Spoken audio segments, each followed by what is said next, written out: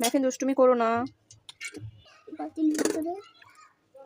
আচ্ছা, প্রোটিনের সবচেয়ে ভালো উৎস কিন্তু হচ্ছে চিকেন।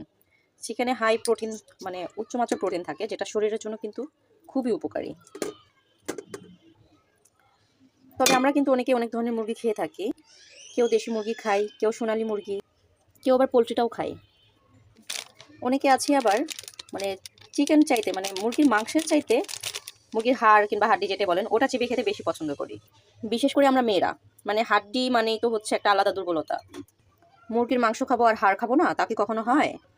তবে এই হাড় চিবিয়ে খেলে, দাও গরম মশলাটা দিয়ে দাও। হ্যাঁ, যেটা বলছিলাম, মানে হাড় চিবিয়ে খেলে অনেক সময় কিন্তু স্বাস্থ্য ঝুঁকি থাকে।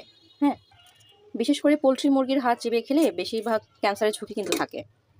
তাই হাড় একদম গুঁড়ো গুঁড়ো করে চিবিয়ে খেতে হবে, এই জিনিসটা থেকে একটু বিরত থাকাই ভালো।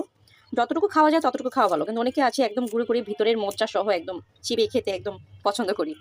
তো সেটা মনে হয় স্কিপ করাই ভালো, যেহেতু এখানে স্বাস্থ্যের ঝুঁকি রয়েছে, ক্যান্সারের মতো ঝুঁকি কিন্তু থেকে যায়। তাই মুরগির হাড় পুরোপুরি চিবিয়ে খাওয়া থেকে বিরত থাকুন।